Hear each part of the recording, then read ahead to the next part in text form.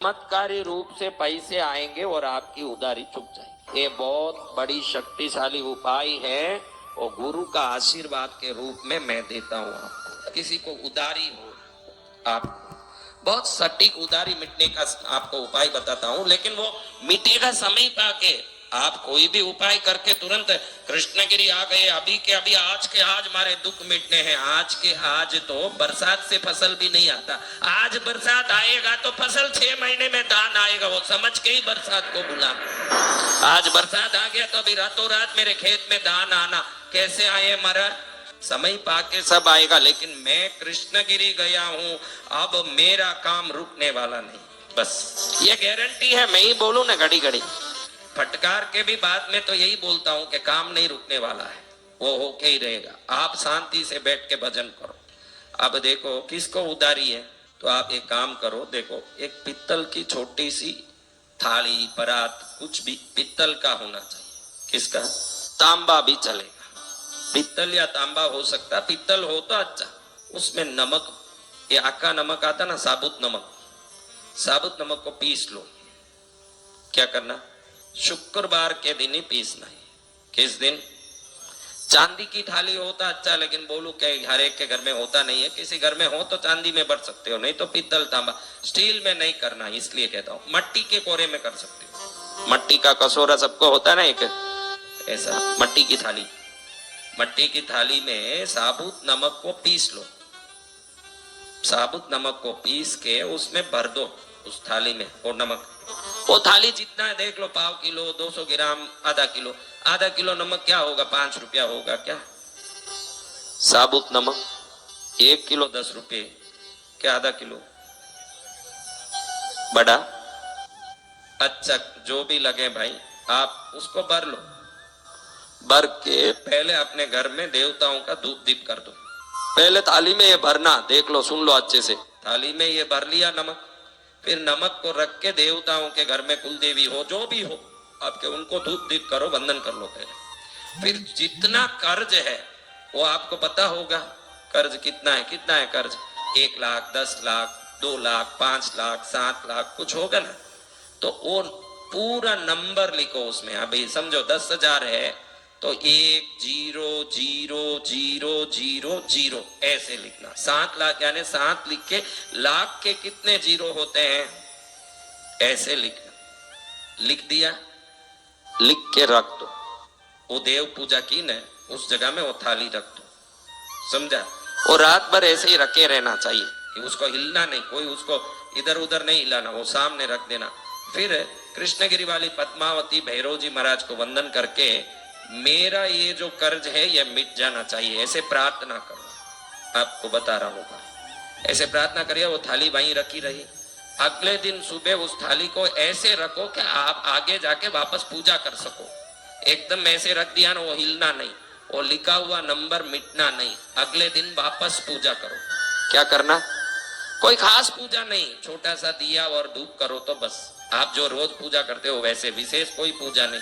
एक पुष्प चढ़ाया, धूप दीप किया, आपकी मर्जी, नैवेद्य फल चढ़ाया, आप जो रोज पूजा करते हो वैसे करो।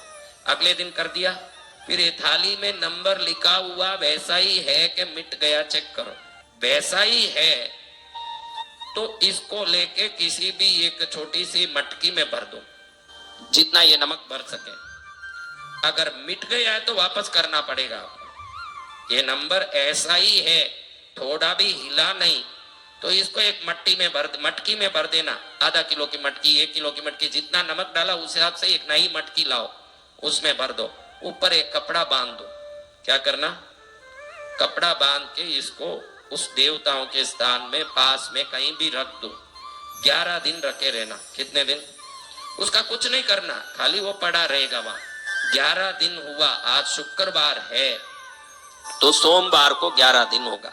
अभी आज बुधवार है तो शनिवार को 11 दिन होगा। 11 गिनना उस दिन से, जिस दिन रखा 11 गिना।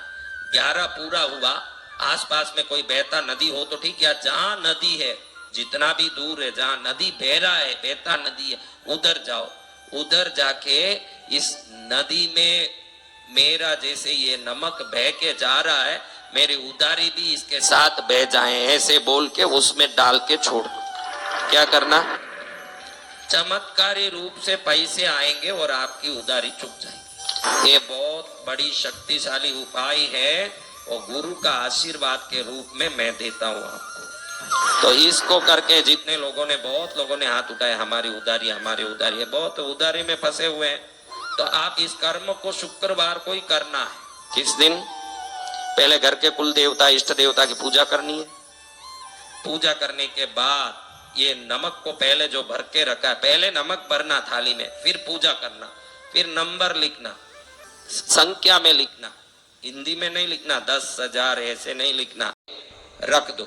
अगर अगले दिन वो मिट गया तो समझना कोई ग्रह दोष है। कोई न हिले, को न हिलाए तो भी वो अपने आप मिट जाएगा। कोई ना कोई ग्रह दोष हो, सुबह आके देखोगे कि लिखा हुआ पूरा सीधा हो गया है, कुछ नहीं है।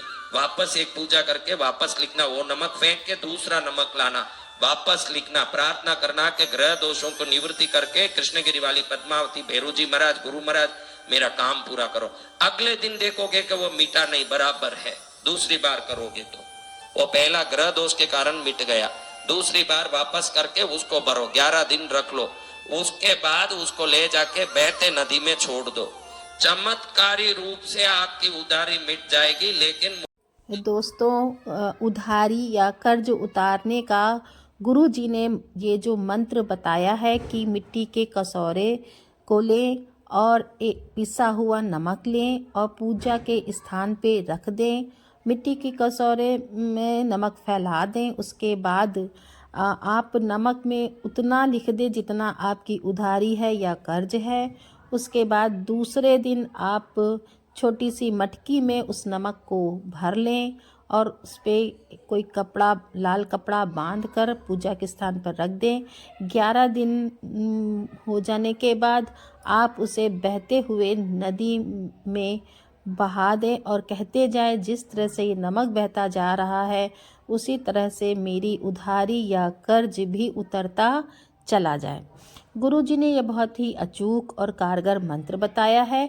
मित्रों, यदि आप इस उपाय को करते हैं तो आप लाभान्वित होंगे और जीवन खुशियों से भर जाएगा।